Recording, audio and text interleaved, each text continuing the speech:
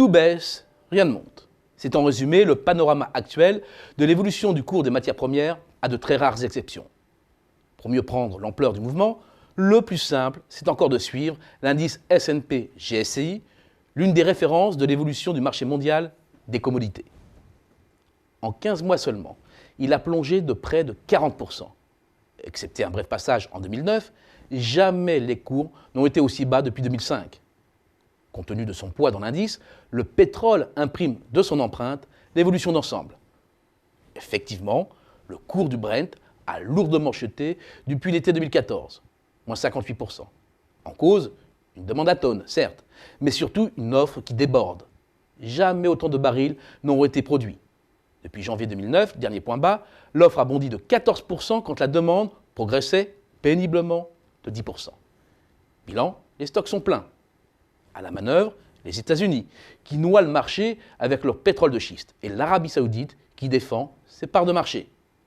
À moins de 50 $ le baril, la rentabilité des forages américains est toutefois entamée, ce qui va, de toute évidence, stopper les investissements.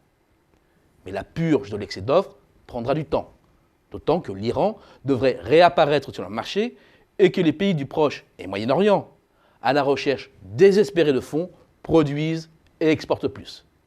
L'offre restera donc abondante en 2016. À cela s'ajoute la hausse probable du dollar qui joue traditionnellement comme un facteur de baisse.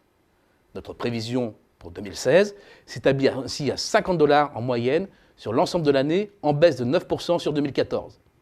C'est son plus faible niveau depuis 2004.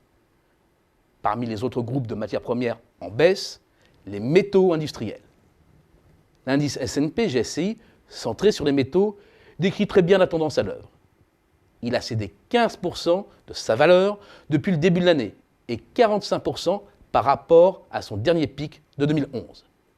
La Chine, grand maître du marché des métaux, est évidemment en première ligne. Son poids dans la consommation mondiale, 56% de l'aluminium, 50% du nickel, 48% du cuivre, 46% du zinc et de l'étain, la rend incontournable.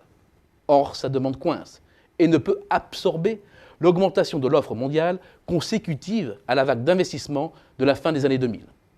En d'autres termes, les métaux ne briseront le cycle des prix bas dans lequel ils sont enfermés que lorsque la surproduction prendra fin, ce qui prendra du temps. Et les prix des métaux resteront à leur plancher en 2016. La tonne de cuivre se négociera, selon notre scénario, autour de 5 500 $, son niveau le plus faible depuis 2009. À 1 600 $ la tonne, l'aluminium reculera encore et reviendra à ses cours de 2003. Quant au nickel, il cassera le plancher des 12 000 $ la tonne, au plus bas aussi depuis 2003. Côté marché agricole, l'orientation est aussi à la baisse, comme le montre l'indice S&P GSCI, centré cette fois-ci sur l'agriculture. Attention, cette tendance de fond écrase une réalité beaucoup plus heurtée en 2015, dès lors que l'on zoome sur la période récente. L'embardée du début de l'été du prix du blé, du maïs et du soja a été due aux fortes pluies dans le Midwest et aux problèmes de sécheresse au Canada et en Europe. C'est une piqûre de rappel, la météo et les inquiétudes sur les récoltes peuvent brutalement faire dévier les cours de leur trajectoire et rendre très incertaines les prévisions.